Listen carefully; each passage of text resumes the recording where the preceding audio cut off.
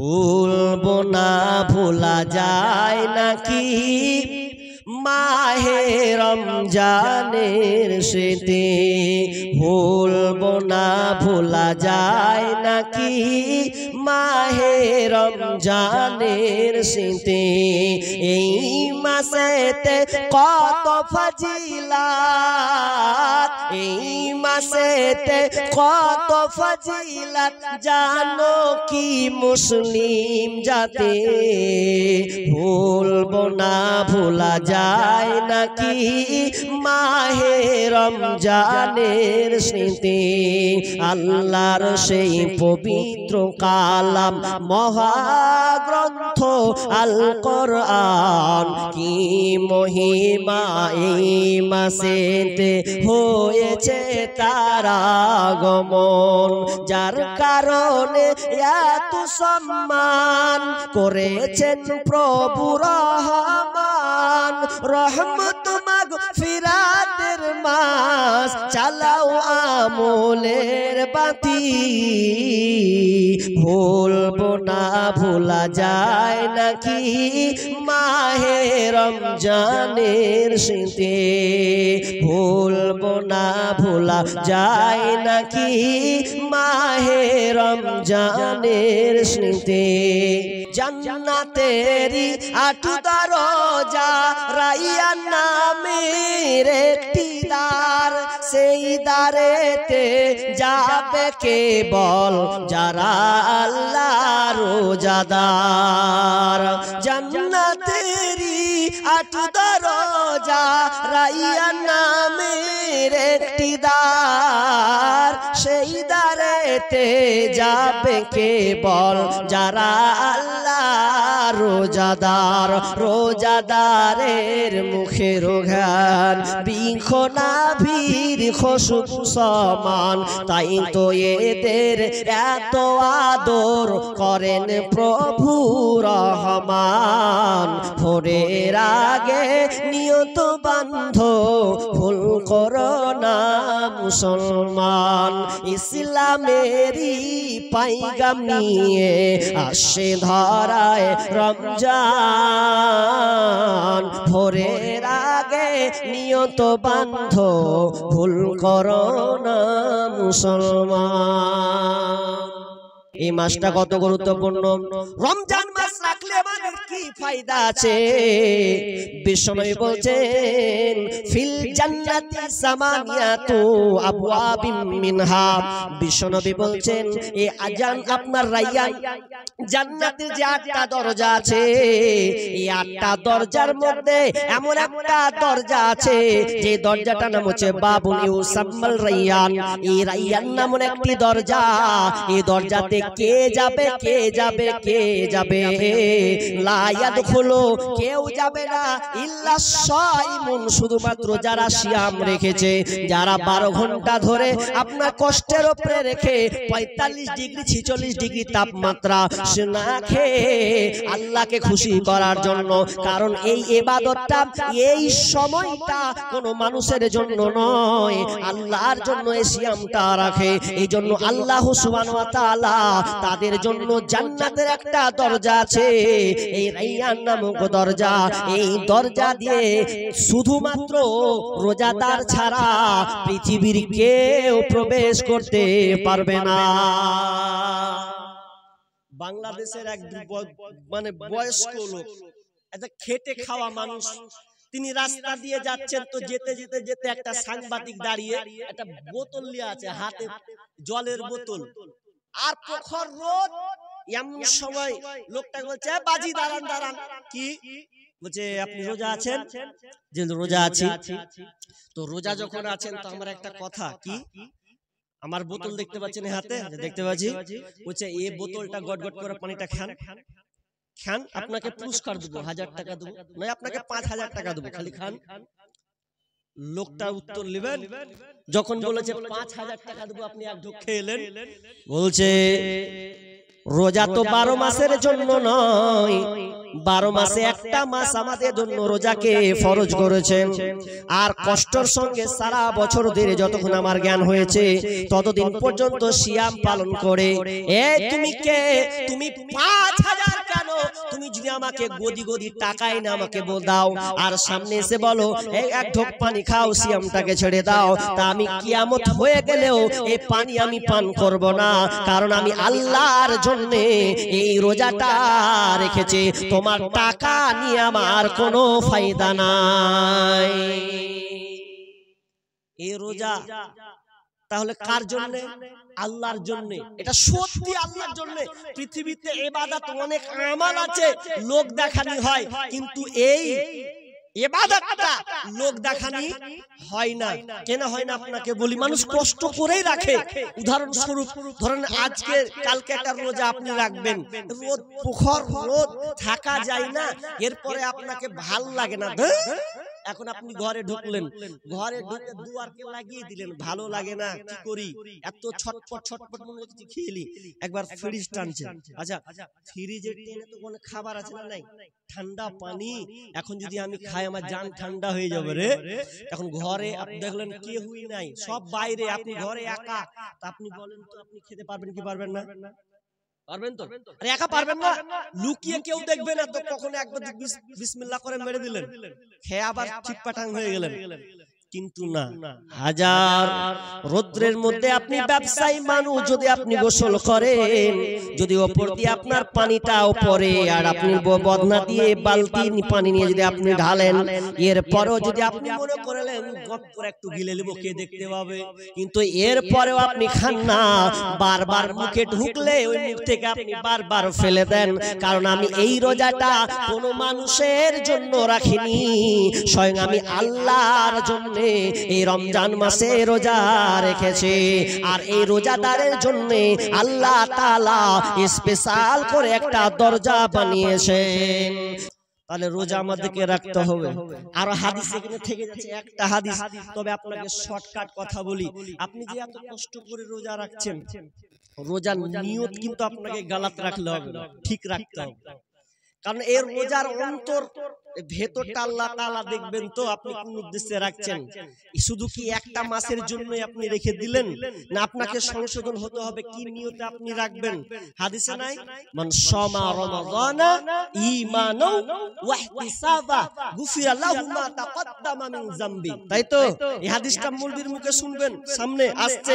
তো এটা দুইটা শর্ত আছে, একটা ঈমান, আমার আগের পূর্বের বক্তা তিনি শিরক সম্পর্কে আলোচনা করেছেন, তার মানে ওখানে ঈমান বিষয় লুকিয়ে আছে, আমি ওটার বলছি না।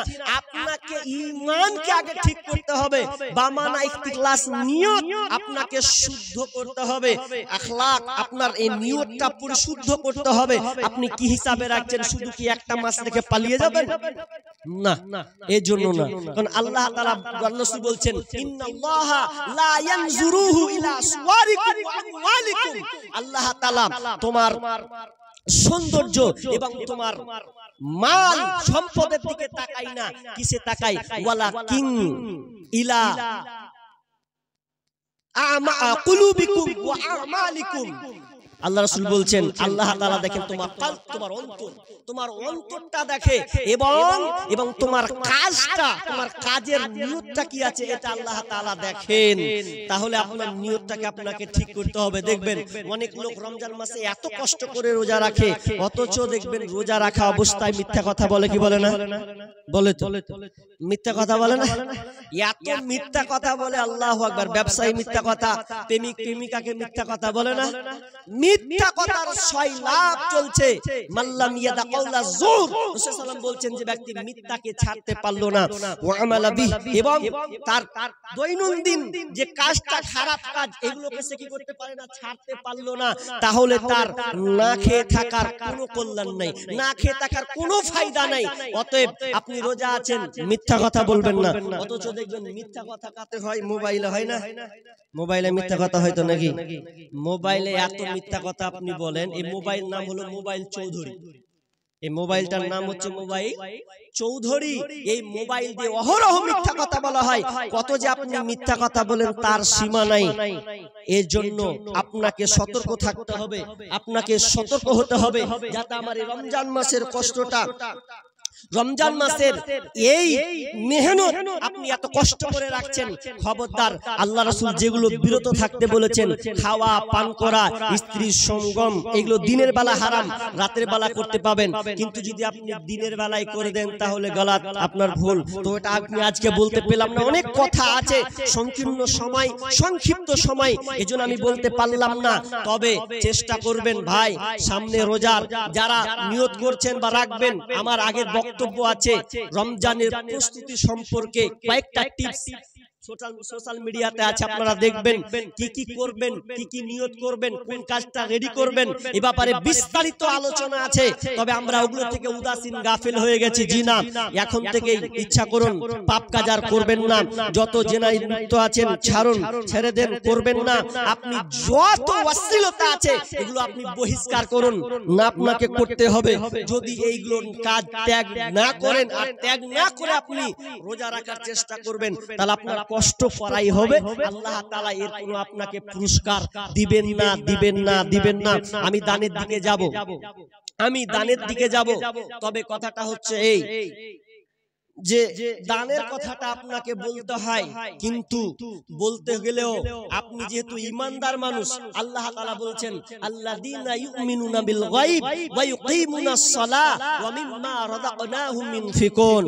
যারা গায়েবের প্রতি ঈমান রেখেছে, আল্লাযীনা ইউমিনুনা বিল গায়ব ওয়া ইউকিমুনাস সালাহ, এবং যারা সালাত আদায় করে, নামাজ পড়ে, নামাজ প্রতিষ্ঠা করে, এবং তারা নিজের রুজি থেকে, রিজিক থেকে যে ইনকাম সেটা আল্লাহ রাস্তায় ব্যয় করে।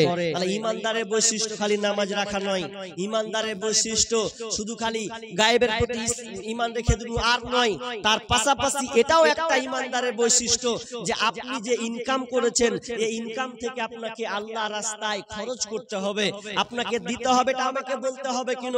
আজকে আমি রাস্তায় ট্রেনে আসতে আসতে রায়গঞ্জ আগে পর্যন্ত আমি ট্রেনে যখন আসছিলাম, কুলিক ট্রেনে, তো ট্রেনটাতে যখন আসছিলাম তো একটা ভিডিও দেখলাম।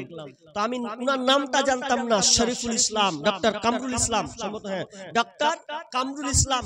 তিনি সোশ্যাল মিডিয়াতে কোনোদিন কথা বলেন না, একটা মিডিয়ায় একটা সাংবাদিকের সঙ্গে শুধু কথা বলেছেন, বাকি কোনো সাংবাদিকের সঙ্গে কথা বলেননি। আজকে তিনি একটা প্রোগ্রামে আলোচনা করছেন, মানে কিছুক্ষণ বক্তব্য দিচ্ছেন। তো বক্তব্যটা কত আশ্চর্য হয়ে যাবেন আপনি। উনি কোটি টাকার মালিক ডাক্তার, যিনি কিডনি দিয়ে মানুষকে সুস্থ করেন, যার প্রবলেম আছে তার অর্থ শ্রম, তার টাকা দিয়ে ওই গরিব মানুষটাকে প্রাণে বাঁচার চেষ্টা করেন। এত ঈমানদারওয়ালা ডাক্তার, তিনি বলছেন, ওকে যখন একটা সাংবাদিক প্রশ্ন করছে যে আচ্ছা আপনাকে তো আল্লাহ কোটি কোটি টাকা দিয়েছেন, তো এই কোটি কোটি টাকা আপনি একটু, আপনাকে এক্সচেঞ্জ লাগবে তো, আপনার পোশাক আশাক দেখে বুঝাবে আপনি পয়সাওয়ালা, কি বলবেন? হ্যাঁ, আসসালামু আলাইকুম। যদি কেউ খাওয়ার কারো বাকি থাকে, যাদের নিমন্ত্রণ করা হয়েছিল, প্যান্ডেলটা বন্ধ হয়ে যাবে খাওয়ার। যদি কেউ কুপন কেটে খাওয়ার ইচ্ছা করেন তাহলে এখনই যেতে হবে, কিছুক্ষণের মধ্যে বন্ধ হয়ে যাবে। যদি কেউ বাকি থাকেন অনুগ্রহ করে যাবেন। আসসালামু আলাইকুম। ওগুলা কইতে হয় ঠিক বুড়িয়ে খাবার জিনিস কইতে হয় না, ও চোঁ লাগলে ঠিক মারবে, ও আগে থেকে খুঁজে লেছে কখন খেতে হবে। যে খাবারের কথা কাউকে কইতে হয়, কি বলে চলেন, কি বললাম এবার, যে ওই ভদ্রলোক ওই ডাক্তারটা বলছে যে এগুলো আমার টাকা নয়, এগুলো হচ্ছে আল্লাহর টাকা, মালিক আমি নয়, মালিক হচ্ছেন আল্লাহ। তিনি আর উদাহরণ নেবেন, ওই দলিল তিনি উদাহরণ দিচ্ছে, গরু, গরু দুধ দেয় তো, জি কথা হ্যাঁ হু করেন না রে ভাই, গরু দুধ দেয়, গরু যে দুধ দেয়, তো গরু যখন দুধ দেয়, আপনি গরু পুষছেন, আপনি মালিক, গরুটাকে দহন করলেন, বার থেকে দুধ বের করলেন, বা দুধটাকে আপনি বিক্রি করলেন, বিক্রি করে কার হলো? গরু হলো না গরুর মালিকের হলো? গরুর মালিকের। আচ্ছা বুঝেছেন এটা না? আর একটা উদাহরণ দিই, আপনি টোটো চালান, কিংবা আপনি অটো চালান, কিংবা আপনি ম্যাজিক চালান, আর কোন একটা গাড়ি চালান বা বাস চালান, আপনি চালাচ্ছেন, আপনি মালিক। এবার আপনি চালাতে চালাতে কিছু টাকা হলো, আচ্ছা টাকাটা বাসের হলো না মালিকের হলো? হ্যাঁ মালিকের। তো তিনি তার উদাহরণ তিনি বলছেন যে এগুলা হচ্ছে মালিকের বাঁশ নিজে পায় না, আর গরুও নিজে ভোগ করে না। কতটুকু ভোগ করে? যতটুকু আর খাবার চাহিদা আছে অতটুকুই সে ভোগ করে। তো তিনি বলছেন যে আমার মালিককে, আচ্ছা আমাদের মালিককে গো আল্লাহ। সোজা কথা আছে কুল আউযু বিরাব্বিন নাস মালিকিন নাস, যে মালিকের রবের কাছে ইনসান রবের কি হলো এর ভাই? মাথায় খারাপ রে। তো রবের কাছে রবের বসেন বসেন ওকে বসেন, কি হলো? ধরো ধরো ধরো, পায়ে ঝিনঝিনি লেগে গেছে মনে হচ্ছে নাকি? আচ্ছা বসেন ভাই, বসেন বসেন বসেন সব যাবে রে। আরে জুতা খুল রে ভাই, জুতা খুল। জুতা খুলে নিয়ে ভাই বসেছিল মনে হয়। কি বলছিলাম যে এটা আমার মালিকের, আমার নয়। আল্লাহ তিনি আরেকটা উদাহরণ দিচ্ছেন যে আমার যত ধন, আল্লাহ তাআলা বলেছেন যে তোমাদের ধন সম্পদ ছেলে মেয়ে হচ্ছে আমানত। আর আমানত মানে কি? আপনি গচ্ছিত রাখবেন, তার মানে আমানত মানে আল্লাহ দিয়েছেন, আল্লাহ পরে রিটার্ন নিয়ে নেবেন। এজন্য আপনাকে বলছি আমাদের ধন সম্পদ টাকা পয়সা কিন্তু এগুলো আমাদের নয়, মালিকের। আপনার তিনি বলছেন আমার যতটুকু প্রয়োজন আমি ততটুকু ব্যবহার করি, বাকি সব আমি আল্লাহর রাস্তায়, যেখানে আল্লাহর খাত আছে আমি সেইগুলো আমি আল্লাহর রাস্তায় দান করে দিই। এত বড় একজন ডাক্তার আমি একজনই পেয়েছি, তাহলে বলেন তো তিনি বুঝাতে চাইলেন মালিক কিন্তু আমি নয়, এই সম্পদের মালিক হচ্ছেন আল্লাহ। এজন্য আপনি যখন মারা যাবেন দেখবেন এই মালিকানা, এই ধন সম্পদ কিন্তু ভাগ হয়, ভাগ হয় না? আপনি যখন মরে যাবেন, যখন আপনি মরে যাবেন তখন আপনি মরে গেলে আপনার ধন সম্পদ খেয়ে নেবেন লোকে। আপনি যখন মারা যাবেন তখন এই ধন সম্পদ খাবে লোকে, তার মানে আপনার সন্তান সন্ততি। আর যখন আপনি মারা যাবেন তখন আপনার দেহটা খাবে পোকাতে। আপনি মরে গেলে কোনো কিছুই আপনি নিয়ে যেতে পারবেন না। বিষ্ণু বলছেন ইয়াতাউল মাইয়াতা সালাসা, মানুষ যখন মরে যায় তার সঙ্গে তিনটা জিনিস সঙ্গে যায়। ইয়ারজিউ ইসনানি, তার সঙ্গে দুইটা জিনিস ফিরে আসে। ওয়ায়াবকা মা ওয়াহিদ, এবং তার সঙ্গে একটা জিনিস থেকে যায়। কি কি যায়? ইয়াতবাহু আহলুহু ওয়া মালুহু আমালুহু, তার সঙ্গে আপনার কিনা মাহাল পরিবার যায়, মাল যায়, এবং আমাল তার সঙ্গে যায়। ফায়ারজিউ আহলুহু ওয়া মালুহু, দুইটা জিনিস তা আপনার কিনা সঙ্গে সঙ্গে রিটার্ন চলে আসে। ওয়ায়াবকা আমালুহু, এবং তার সঙ্গে যে আমালটা সে করেছে ওটা তার সঙ্গে যায়। বাকি দুনিয়ার ব্যালেন্স টাকা ধন সম্পদ যা আছে ওগুলো সব দুনিয়াতে থেকে যায়। তবে ওর মতন হতভাগা, ওর মতন বোকা পৃথিবীতে আর কেউ নাই। যে ব্যক্তি কোটি টাকা লালল, যে ব্যক্তি আপনার 10 তলা বিল্ডিং তৈরি করলো, 4 তলা 1 তলা বিল্ডিং বানালো, এবং যে ব্যক্তি আপনার কিনা 10 বিঘা জমি ক্রয় করলো ছেলেদের জন্য, কিন্তু যখন ও মরে গেল, মরার সময় যদি সে আফসোস করে তাহলে ওর মতন হতভাগা পৃথিবীতে নাই। আর আফসোস তো করবেনই। এই কোরআনে আল্লাহ সুবহানাহু ওয়া তাআলা তাদের ব্যাপারে বর্ণনা করেছেন যারা কিনা ধন সম্পদ ছেড়ে যখন মারা যাবে তারা আফসোস করতে করতে মরবে। এটা আমার বানানো কথা নয়, আল্লাহ নিজে বলছেন ফায়াকুলা রাব্বি লাউলা আখরতানি ইলা আজালিন করিব ফাসাদ্দাকা ওয়া আকুম মিনাস সালিহিন। যখন ওই ব্যক্তি মারা যাবে তখন আফসোস করবে, কাঁদবে, চোখ দিয়ে অশ্রু পড়বে, এত তার কান্নার বিরাল। এই কান্নারটা কোনো আপনার কিনা আপনার স্ত্রী বুঝবে না, বুঝতে পারবে না। এই মহাব্বতের আপনার স্ত্রী বুঝবে না, আপনার মেয়ে বুঝবে না, আপনার ছেলে বুঝবে না, আপনার বন্ধু বুঝবে না। আপনি যে এটার জন্য আফসোস করছেন এটা পৃথিবীর কেউ বুঝবে না। স্বয়ং আল্লাহ 7 আসমান থেকে আপনার মুখের পানের দিকে তাকাবে, কি বলতে চাইছে।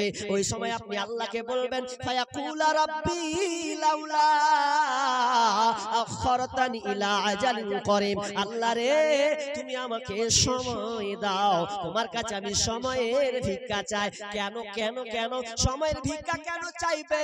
নামাজ পড়বে এই জন্য, রোজা রাখবে এই জন্য, ভালো ভালো কাজ করবে এই জন্য না? না, দুইটা তিনি অপশন দিয়েছেন।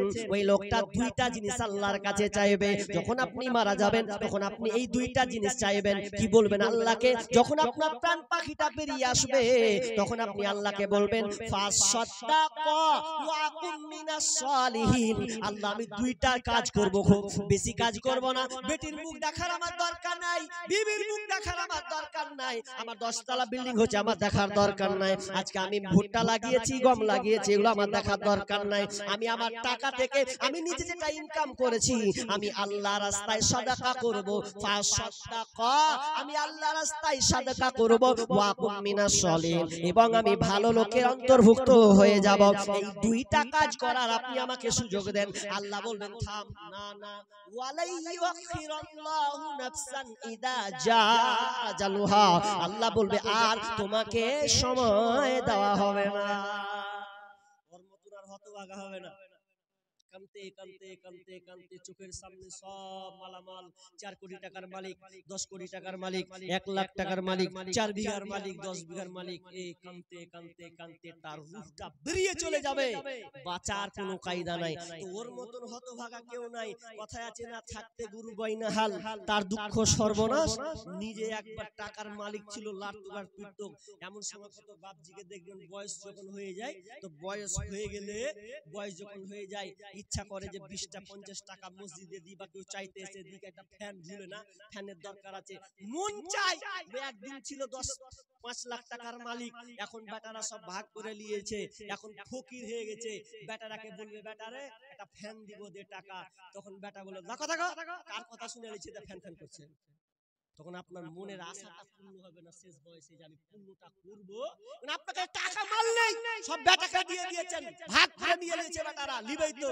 আর হচ্ছে মানে তাই যে বেটা হয় না জি, বেটা 4টা বেটা, তো একটা বেটা 4 বেটা, বড় বেটা বলছে আমি একলা খাওয়াতে পারবো না। তোরা কি করতে আছিস? বলছে কি করবি? পালি কর। মৌলবি যেরকম সিস্টেম পালিয়েছে বারবার, তাই তোরা পালি কর। আমি সোমবার থেকে মঙ্গলবার বুধবার বাপকে মৌলবির মতন পালি সিস্টেম করে দিলে ভাত ঢুকা, ভালো আর মন্দ গেল আর গেল, হ্যালো, এই কোনো গুরুত্ব নেই। এইরকম মা বাপের সঙ্গে আজকে ছেলেরা ব্যবহার করছে। আচ্ছা বলুন তো বাপজি, আপনাকে আমি বলছি, আচ্ছা ওই ছেলে যদি আপনার সঙ্গে এরকম গাদ্দারি করে ব্যবহার করে, আপনি বলেন তো মরে গেলে আপনার দাসাটা কি হবে? ওই ছেলে আপনার লেগে দান সাদকা করবে? মনে হচ্ছে জি, যার লাগা যে আপনি এত খেটে খেটে পার করলেন দিনটাকে, মেহনত করে আপনি সময়টাকে পার করে দিলেন, তো নিজের হাতে আপনি দান করতে পারছেন। তা আপনার মত হতভাগা লোক আর পৃথিবীতে নাই। দান করতে শিখো নিজ হাতে। আরে নিজের মাল 3টি, সব সময় মরার আগে জেনে যায়, নিজের মাল 3টি। একটা যেটা আপনি খেয়েছেন, পেটে ভরে লেছেন, ওটাই আপনার মাল। আর যেটা আপনি পরনে পড়েছেন ওটাই আপনার মাল। আর যেটা আপনি আল্লাহর রাস্তায় জমা দিবেন ওটাই আপনার মাল। বাকি দুনিয়াতে মরে গেলে যা থাকবে ওটা আপনার নয়, নাম কেটে যাবে, বেটার নামে যাবে, বেটির নামে যাবে, স্ত্রীর নামে যাবে, কাটতে কাটতে ওয়ারিসের নামে পড়ে যাবে। অতএব আপনাদেরকে বলছি, দান করতে বখিলি করিয়েন না। এখন বলবে যে দানের কথা এসেছে, মৌলবি কত রকম করে বুঝেছে, আমার 1 পয়সাও লাভ নেই। আপনাকে বলার কাম আমি বলে দিলাম, আফসোস করবে না। আপনি মরা যাবেন তখন আপনাকে ওটা ভোগ করতে হবে। আমি শুধু এই বার্তা দিয়ে চলে গেলাম, আমার ডিউটি আপনাকে পৌঁছে দিলাম। কিন্তু না, এখনো সময় আছে, দান করতে শিখুন। দান করলে অর্থ সম্পদ বাড়ে না। দেখেন টাকা দিয়ে আপনি কত কি করবেন। চাইনার একটা দেশ আছে, এই চাইনা মানে চীন দেশ, এই চীন দেশে একটা ভদ্রলোক পয়সাওয়ালা, কোটি টাকার অভাব নাই, ওকে কোন রকম করে ক্যান্সার হয়ে গেছে। এটা নিউজ পড়ছি আপনাকে ফেসবুকে, 4 থেকে 5 দিন পড়া হলো। তো ওকে ক্যান্সার হয়েছে। ক্যান্সারের স্তর থাকে কয়টা? 4টা থাকে। ক্যান্সারের ধাপ 4টা থাকে, ও 4টা ক্রস করে দিয়েছে। এখন ডাক্তার বলছে মরগা, মরা ছাড়া কোনো রাস্তা নেই। এত মেজাজ খারাপ, আমি এত কোটি টাকার মালিক হবে না মানে। ও আবার চেষ্টা করছে ডাক্তারকে, থামেন, আসছি বাড়ি থেকে। বাড়িতে টাকার অভাব নেই, তো 1 ব্যাগ টাকা ভরে নিলেও ব্যাগে দিয়ে ডাক্তারকে বলছে 1 ব্যাগ টাকা দিল, নিলে তোর মন খুশি, যা পাবি নিলে, কিন্তু আমাকে রোগ নির্মূল করতে হবে, আমাকে ক্যান্সার থেকে বাঁচাতে হবে। ডাক্তার বলছে মাথা খারাপ, আপনি 1 ব্যাগ কেনা যদি আপনি 10 ব্যাগ নিয়ে এসে হাজির করেন তবু হবে না। লোকটার রাগে জ্বালায় সহ্য করতে না পেরে ব্যাগটাকে নিয়ে ওই হসপিটালের সামনে পুরো ব্যাগকে এমন একটা বাড়ি আওয়াজ জোরে চালিয়ে দিল তো টাকা চারিদিকে ছিটিয়ে গেল, এতটা ছিটালো সবাই অবাক। কি হলো? বলছে যেই টাকা আমার ক্যান্সারকে ভালো করতে পারলো না, আমার কোটি কোটি টাকা কি অভাব আছে আমার, এরপর আমি সুস্থ হতে পারলাম না, তাহলে আমার কি হয়েছে? এত খাটনি করে এত সময় দিয়ে আমার কি ফায়দা হয়েছে? আফসোস করতে করতে করতে কাঁদতে কাঁদতে হসপিটাল থেকে বার হয়ে গেল, কোনো পথ কোনো রাস্তা থাকলো না। তবে বন্ধু আপনাকে বলছি, আপনি দান করতে শিখুন, গোপনে দান করেন। অসুস্থ আছেন, ডাক্তারকে দিয়েন না, আল্লাহকে দেন। আল্লাহ বড় ডাক্তার, ডাক্তার বড় সাজেন। আগেকার মা বাপরা দান করতো, আল্লাহর রাস্তায় সামনে এসে বলেন 5,000 টাকা দেনেওয়ালা 10,000 দিবেন, এটা মসজিদ আবাদ হবে। মসজিদের আচ্ছা মেয়ে মহলে যাচ্ছে যাচ্ছে মা আমার খালারা দেখেন, ওখানে মেয়ে মহলে ভলেন্টিয়ার্সরা যাচ্ছেন, তারা তাদের হাতে দিয়ে পাঠান। ইনশাআল্লাহ আমি দোয়া করব, যেহেতু আমি একজন মুসাফির মানুষ, আর মুসাফির হিসাবে আল্লাহ তাআলা দোয়া কবুল করবেন। আল্লাহ রাসূল নিজেই বলে গেছেন মুসাফিরের দোয়া আল্লাহ কবুল করেন। অতএব আপনারা আমার হাতে দেন, আমি আপনার জন্য দোয়া দেব। আপনার যতটুকু ইনকাম সোর্স আছে, আপনি যতটুকু পারবেন ততটুকু আপনি আল্লাহর রাস্তায় চেষ্টা করুন। আপনি টাকা দেন, টাকা না পারবেন আপনি আপনার চাষ থেকে ভুট্টা গম এগুলো আপনি লিখান, আপনি না পারবেন আপনি সিমেন্টের বস্তাগুলো লিখান, 2 বস্তা 4 বস্তা 5 বস্তা, আপনার ইচ্ছা মতন আপনি যতটুকু পারবেন আল্লাহর রাস্তায় দেন। আচ্ছা বলেন, একটা লোক 5,000 টাকা দেনেওয়ালা নেই? একটা 5,000 টাকা দেনেওয়ালা ভাই সামনে থেকে একজন আল্লাহর রাস্তায় দেখেন, একজন হাত উঠান। চাবি হারে না, এটা বাইকের চাবি। কার একটা বাইকের চাবি হারিয়েছে ভাই, স্টেজে আছে, নিয়ে যাবেন। বাইকের চাবি হারিয়েছে, এই স্টেজে থাকলো সভাপতির কাছে, আপনি নিয়ে যাবেন যার চাবি এটা দিলাম এখানে। বলেন আল্লাহর রাস্তায় 5,000 টাকা দেনেওয়ালা একজন বলেন। এখানে অনেক লেবার আছেন, অনেক মিস্ত্রি কাজ করেন, অনেক দাফাদার আপনার কিনা লোক নিয়ে যান, এরকম বিদেশে আছেন, ব্যবসায়ী আছেন, ডাক্তার আছেন, মাস্টার আছেন। বলেন লিখান, আমি তো আপনাদের চিনি না, পরিচয় হবে ইনশাআল্লাহ। শুধু বলেন আপনার 5,000 10,000 2,000। একজন 5,000 টাকা দেনেওয়ালা একটা লোক বলেন। দেখেন এইভাবে যদি চুপচাপ বসে থাকেন তাহলে মসজিদ তো আবাদ হবে না। আর আপনারা খোঁজ নিয়েছেন মসজিদ মাদ্রাসা, আজকে পোস্টটা পড়লাম, আমি ভাবলাম যে সমাধান হয়ে গেছে, সমাধানে কিছু হয়নি। এই মসজিদ মাদ্রাসাগুলোকে একটা মানে নিজের হাতে আয়ত্ত করার জন্য আবার একটা পরিকল্পনা করেছেন, যে এগুলো কিসে মানে খাতা কলম ঠিক মতন আছে কিনা, এই মসজিদ মাদ্রাসাগুলো তালাশ করার জন্য